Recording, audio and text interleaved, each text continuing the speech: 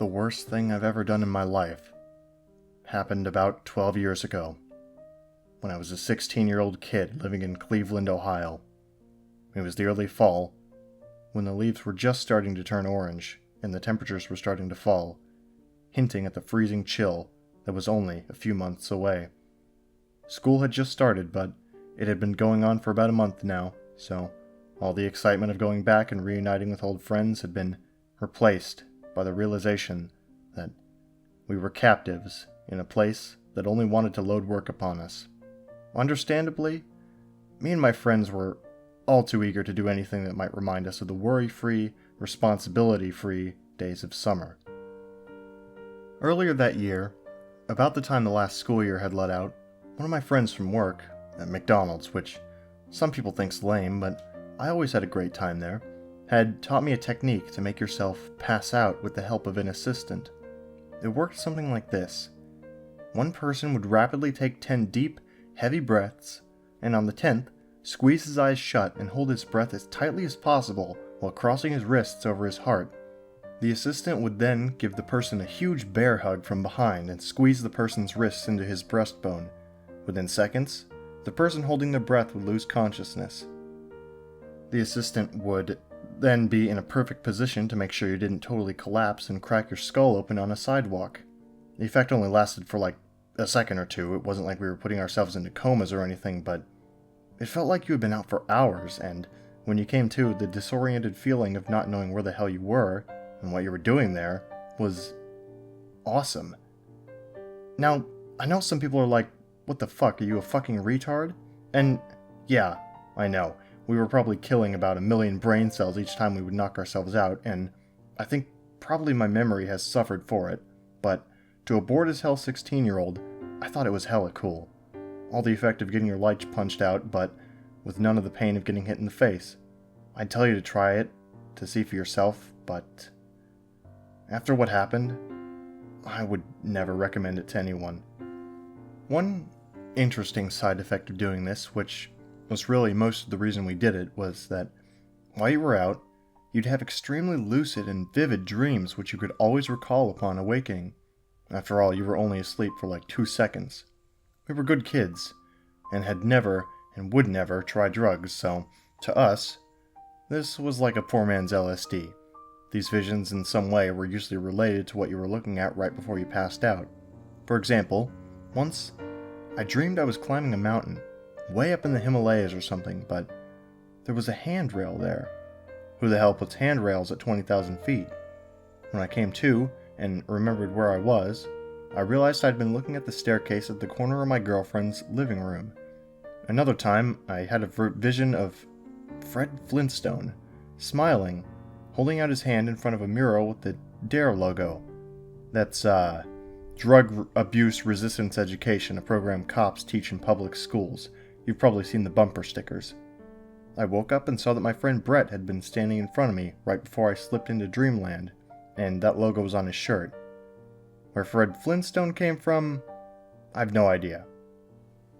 The visions were always mundane things like those. Well, until that one day. Like I said, school had been going on for about a month, and we were already sick of it. We were hanging out one Saturday in the field, which was really an easement for the electric company to run their high-voltage lines. A few of us were sitting on the metal beams at the bottom of one of the towers. My friend Mike was climbing up to the second tier of beams so that he could jump the 8 or 10 feet to the ground. I thought it was stupid, but hey, I'm the guy who thought it was cool to induce unconsciousness by starving my brain of oxygen. It was a warm day for October, but the light gray of the sky was slowly getting darker, and in Cleveland, in October, that probably meant that before long the temperature would soon drop from a comfortable 70 to about 50 in the course of a few minutes. And if we were really unlucky, an ice-cold rain would start to fall. The air was already damp and heavy, and we could hear the quiet buzzing of the high-tension wires above us. I sure as hell didn't want to spend the last few moments of a pleasant Saturday afternoon watching this dumbass climb partway up the high-tension tower, jump down, complain about how that one killed his feet, only to jump up and do the same stupid thing over again. Hey, let's make ourselves pass out, I said. By that time, it wasn't as much fun as it had been in the early summer when we first discovered it, but It was a hell of a lot better than what we were doing. Vince was up for it, so was Richard, but Mike, the guy jumping off the tower, said, "What the fuck you talking about?" "Holy crap, you haven't been knocked out before?" Vince asked. "No," was the response. Mike had been at his mom's house all summer, so he hadn't been in on all the fun we'd been having. "Dude, you gotta try this. Watch, we'll show you." Vince and I got off the tower, stood in the grass at the center, and I did the customary 10 deep breaths. I squeezed my eyes shut and held my breath so hard that if they hadn't been shut, my eyes would probably have popped out of my sockets. Then I felt my friend clamp down on my arms in front of my chest, and suddenly, as if there were nothing more natural in the world, there was a giant lobster climbing around a lobster cage. I was under the ocean with seaweed growing from the sandy bottom under my feet. The next thing I remember, I was awake, and Vince and Richard were asking me, "Dude, what did you see? What did you dream?" The back of my head was killing me. Fuck, did you let me fall? I really wasn't that heavy, but Vince was pretty weak. He just stood there looking guilty, and Richard told me he had. "What did you see, though?" he asked. I rubbed my head, and I said it was a lobster.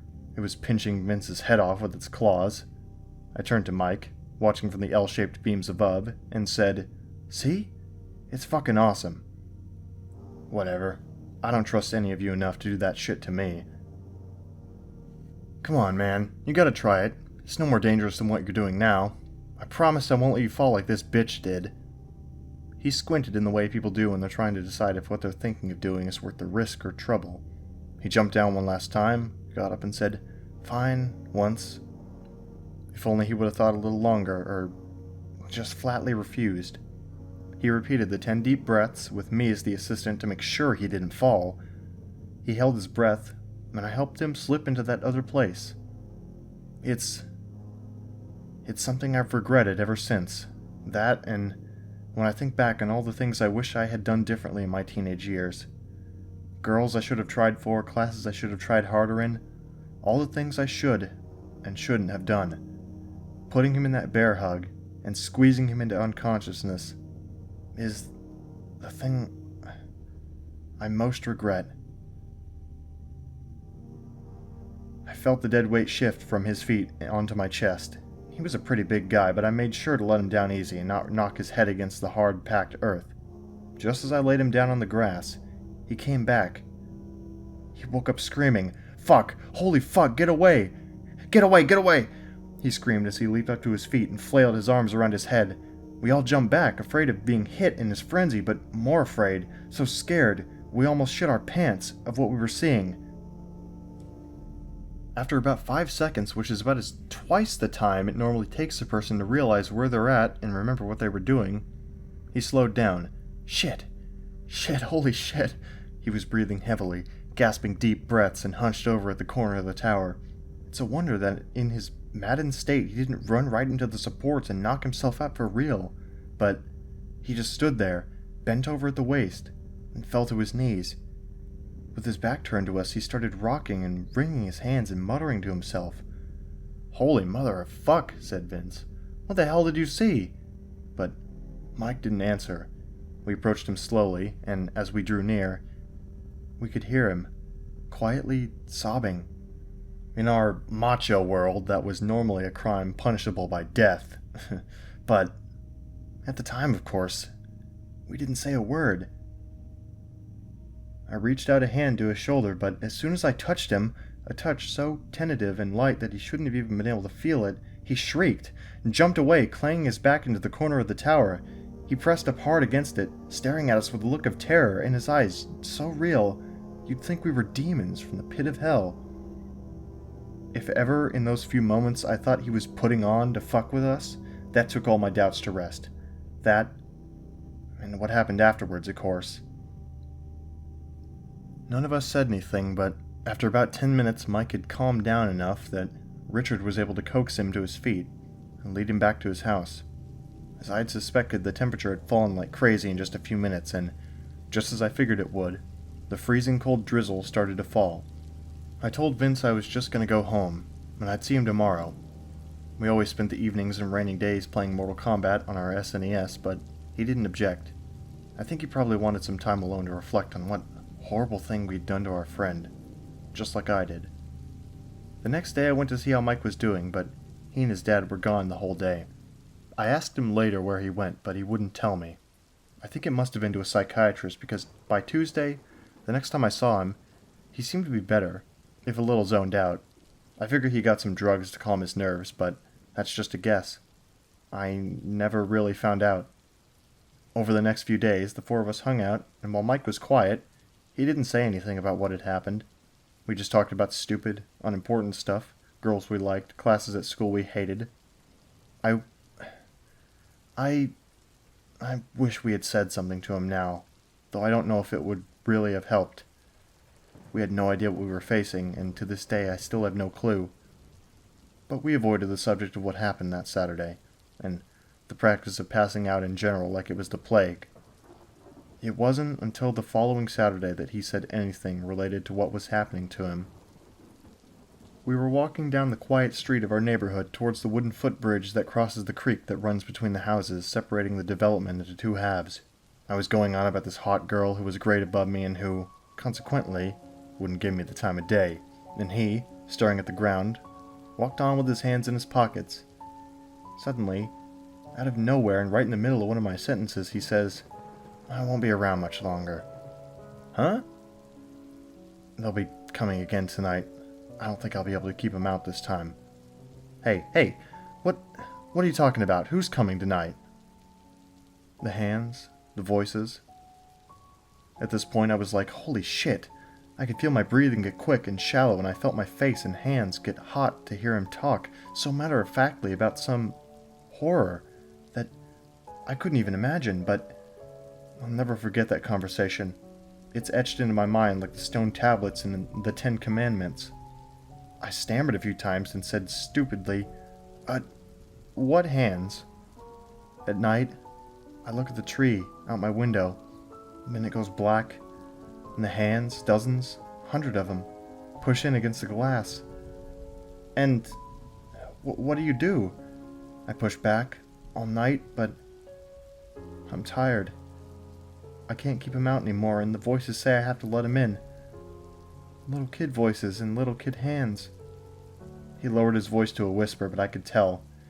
And what he said next was that he was struggling to keep the panic at bay. Sometimes I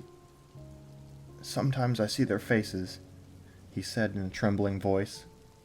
We had come to the walkway up to his house. He stopped and finally lifted his face to me. Tell Vince he can have my Super Nintendo. He don't have one, and his mom sure as hell won't buy him one. Richard can have my CDs. I know you guys don't like rap, but he does. I started to say something, but he turned and walked up to his house. He went inside and closed the door. How I wish I would have went up and knocked. Told him I would have stayed that night.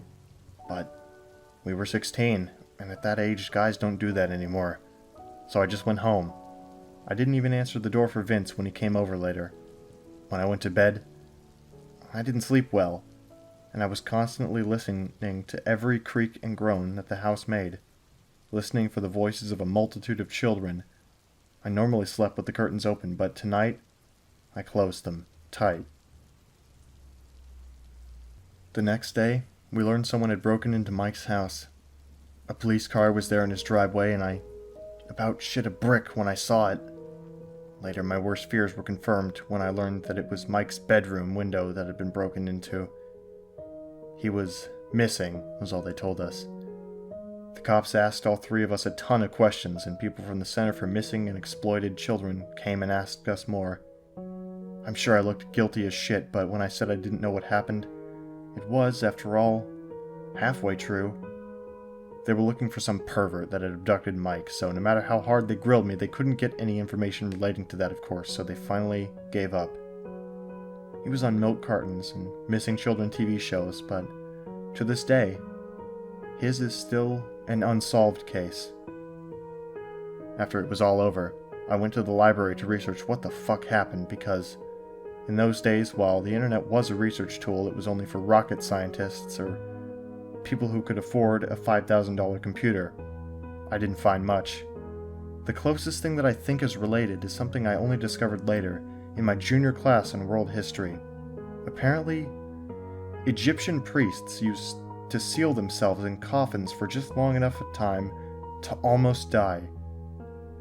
They would then be resuscitated so they could relate the things they saw in the netherworld while dead to the other priests. I can only figure that perhaps the electricity in the air, or the weather, made Mike go under, deeper than we ever had, and gave him an experience something like what the Egyptian priests had. But Vince knocked me out too, in almost the same spot where Mike was standing when I did it to him.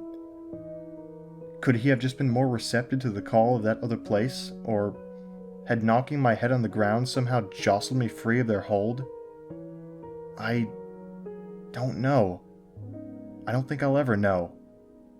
But sometimes it still makes me shiver.